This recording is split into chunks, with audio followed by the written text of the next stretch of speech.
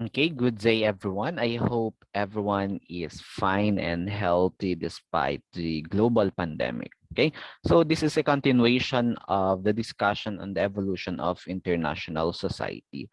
So on the first video on the evolution of international society, we discussed the three dynamics brought about by the global transformation, and that is industrialization, the emergence of rational state, and of course, imperialism. Okay, and we have learned that imperialism took many forms. It may be in the form of direct rule colonies, settler colonies, protectorates, bases, and treaty ports such as Shanghai, and of course, the spheres of influence like that of Argentina. Okay, and we cannot deny the fact that imperialism was deeply destructive. And so for this time, we'll be discussing the negative effects of imperialism.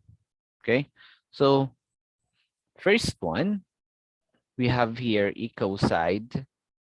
Destruction took the form of ecocide.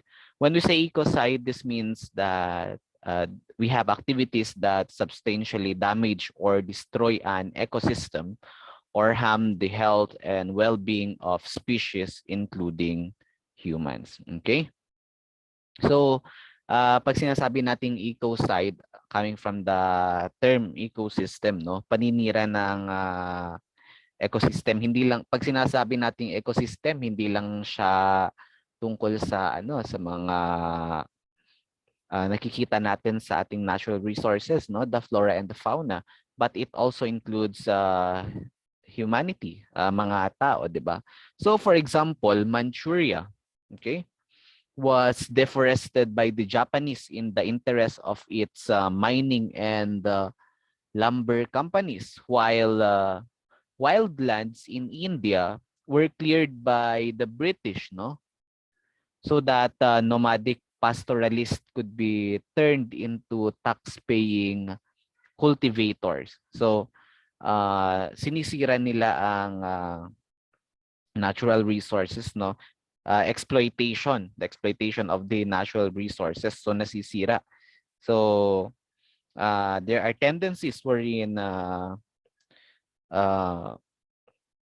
the species, both flora and fauna found on these regions, no, supposed to be protected regions, or these species of flora and fauna being endemic to those regions have the tendency to become extinct because of ecocide being brought upon by what we call imperialism. Okay. Also, imperialism can also take the form of genocide, okay, or the deliberate killing of a large number of people from a particular nation or an ethnic group with the aim of destroying that nation or group, yung tinatawag nating ethnic cleansing kung minsan, para hindi mahaluan ng undesirable physical traits, for example, undesirable groups ang isang grupo, they deliberately kill these large numbers of people, not just families, no, but it could be tribes, or it could also be members of nations. Okay, so for example, we have here Belgium, no. The Belgians were responsible for the deaths of up to 10 million Congolese.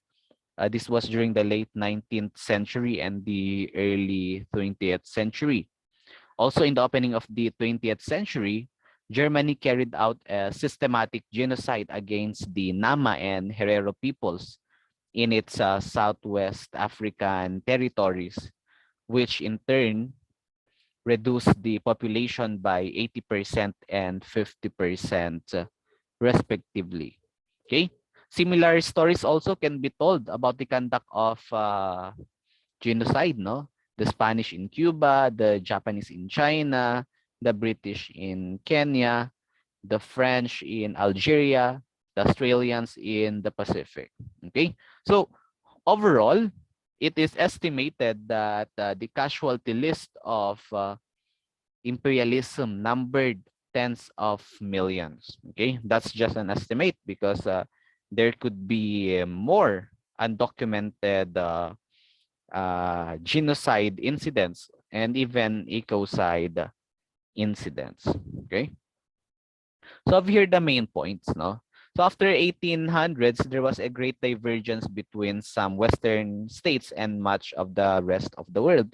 This is brought about by industrialization, the emergence of rational states and rational ideas, and of course, imperialism and subjugation and having territories. Okay, so the three main sources of the great divergence, okay, the three: industrialization, rational state, and imperialism, which served as the mutually reinforcing foundations of modern international order.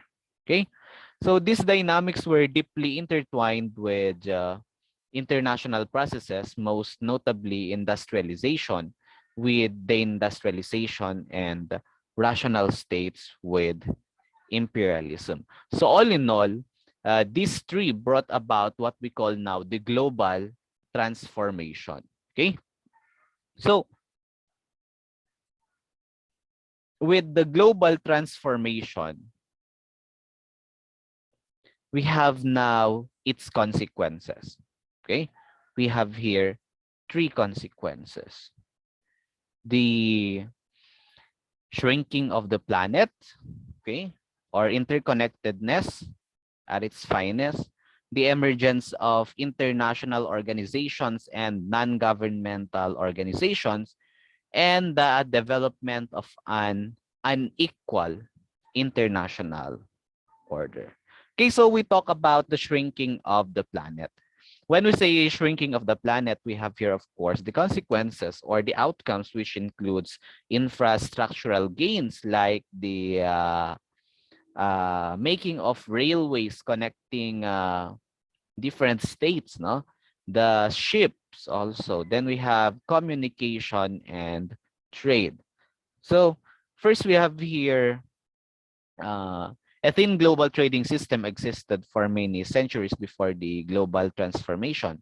And this includes silk, porcelain, spices, precious materials, and gems, among others, moving across Eurasia and other transnational trading circuits. Okay, so with the emergence of global transformation, we have here different infrastructural gains. First, they prompted the emergence of timetables and in turn pressed states to regularize the time. Okay, so we have here the world standard time that was pioneered at the Prime Meridian Conference in Washington in 1884, and the Universal Day of 24 time zones, which was consolidated at the 1912 Paris International Conference on Time. Aside from the standardization of time, also we have the uh, spread of railways, which became pipelines from continental interiors to coastal ports, linking with steamships to provide a global transportation system. Okay, so steamships, railways, telegraphs. Okay. The combination of railways and steamships underpinned the division of labor between an industrial core and a commodity producing periphery that first emerged as a defining feature of the global political economy during the 19th century. Okay, so the infrastructural gains actually prompted by the global transformation generated major efficiency savings. Of course, we have communication times between Britain and India, for example, dropped from a standard of around 6 months in the 1830s via sailing ship. However, in the 1850s, we have now rails and steamships, which now reduce the standard time of 6 months on communication into just 1 month. Okay. And During the 1870s, because of telegraph wiring, transatlantic telegraph wiring, the delivery of communication coming from 1 month to just on the same day. Okay, so there were three main sources that lay behind this efficiency savings, and these are steamships, railways, and the telegraph. Okay, so this also became crucial in the communication process. So during the 1840s, telegraph networks spread throughout Europe and North America, increasing from 2,000 miles in 1849 to 111,000 miles by 1869. By 1870, we already have a submarine telegraph system linking the UK and India. Okay. By 1887, over 200,000 kilometers of underwater cable connected mainly imperial nodes in the world economy. And by 1903, there was a global network in place consisting of 400,000 kilometers of submarine cabling. So the use of the telegraph was widespread. At the end of the 19th century, two-thirds of the world's telegraph lines were British owned. So even if the telegraph was widespread, its distribution is uneven. Okay. In 1913, Europeans sent 329 million telegraphs, while Americans sent only 150 million, Asians 60 million, and Africans 17 million. Okay. And we have here the effects of communication development. Because of the advent of communication coming from the delivery of 6 months to 1 month and on the same day, we have now governments learning about political and military developments almost as they happen. Kasi mas mabilis na yung distribution ng information. So, pag nalaman nila na ganito, it's already sent, malalaman na on the base. For example, what's happening in India, malalaman agad ng colonizers from the United Kingdom kasi there's already the development of communication. Okay? While financiers and traders had faster access to information about supply, prices, and market movements firsthand, hindi na siya nadidelay. So they can eventually talk of things which could be possible. Hindi na yung nagawa na tsaka na lang nila malalaman. So right as they happen. Okay. Formation of command structures over long distances were also developed because of communication development. Okay. Kaya nagkaroon ng mga companies, telecommunication companies.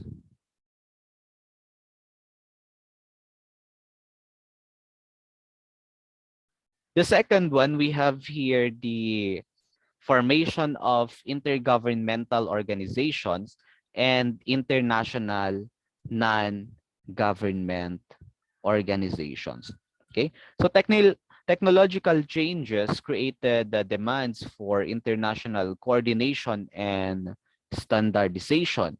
This resulted in the emergence of IGOs, or what we call the intergovernmental organizations, which are now becoming a permanent feature of international order. Okay, so the link between these dynamics is made clear by the functions of most early IGOs, or intergovernmental organizations. We have the International Telecommunications Union in 1865, the Universal Postal Union, or UPU, in 1874, the International Bureau of Weights and Measures in 1875, and the International Conference for Promoting Technical Unification on the Railways in 1882. Okay, so for example, yung Universal Postal Union, this responded to the need for interoperability among state and imperial postal systems that was created by new forms of transformation. Okay? So, as they develop, no, etong mga intergovernmental organizations and international non-governmental organizations, they cover a wide range of issue areas. Okay? So, hindi na siya under telecommunications alone. It's not just business alone. They could also cover issues in relation to religion and politics, even sports, as well as the environment. Okay? So, by the 1830s, transnational associations were taking part in vigorous public debates on issues as varied as trade policy and population growth.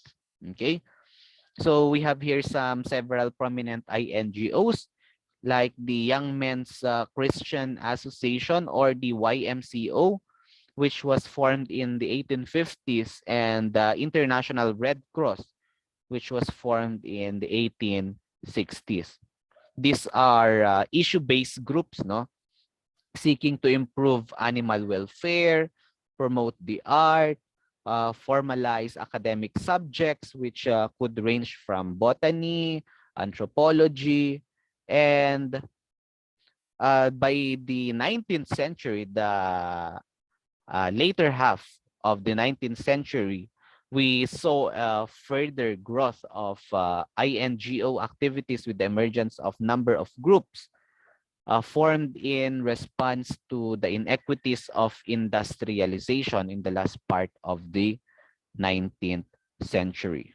Further, we have now organized labor movements, no, which put pressure on states to enact faster, deeper processes of democratization. Okay?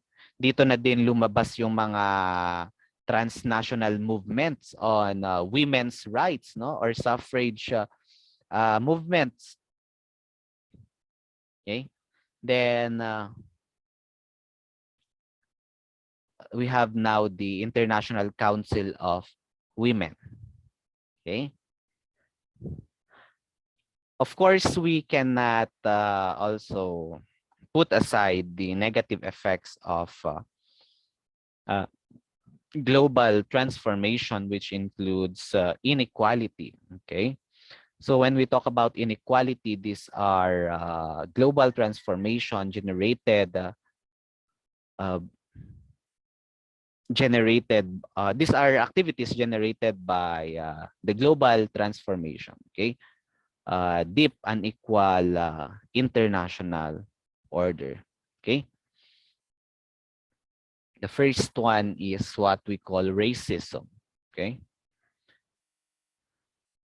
in the last quarter of the 19th century, we have scientific racism, which is based on a radically unequal view of world politics. Its proponents argued that it was possible and desirable to establish a political hierarchy based on biological markers, diba? Either visible, skin color, or according to bloodline, Asians, Jewish, Black, or Chinese. So, dito lumalabas yung inequality na tinatawag natin based on the physical aspect, no, or the biological aspect, the political hierarchy based on biological markers. So, nakikita natin personally. Okay? So, for the scientific races, no, sabi nila, yung mga lighter skinned people daw inhabit the highest rung of the evolutionary ladder, 'di ba? Sila daw yung matataas, yung mga mapuputi. And those darker skinned people were situated at the bottom. Okay? And so, these ideas allowed Europeans to racially discriminate. So nagkaroon ng demarcation zones na tinatawag. Pag sinasabi nating demarcation zones sa imperial territories, nagkaroon ng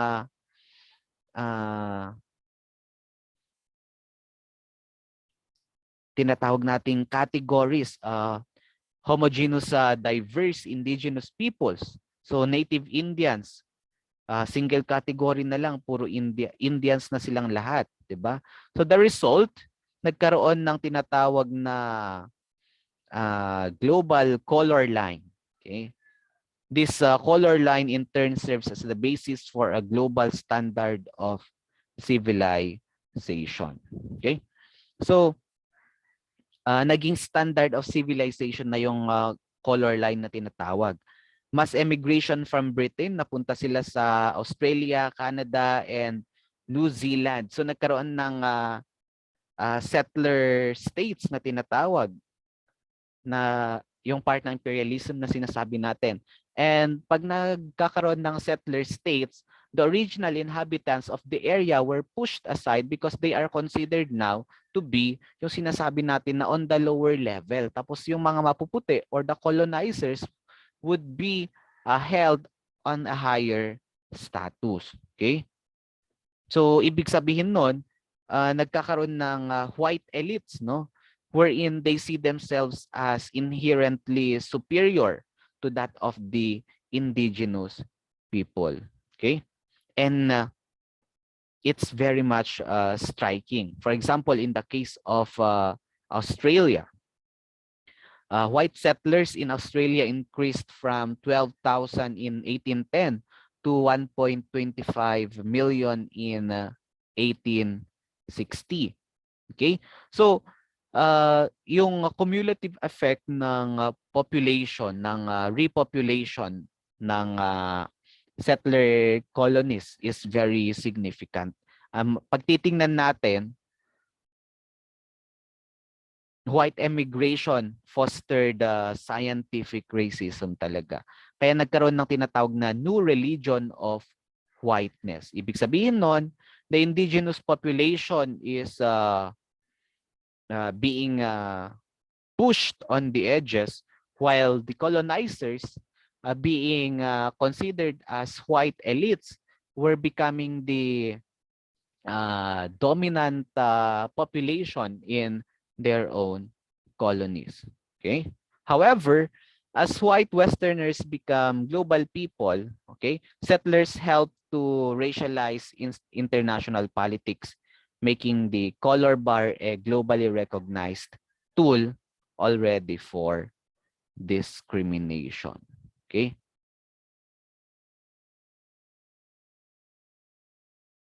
Next, we have here economic exploitation.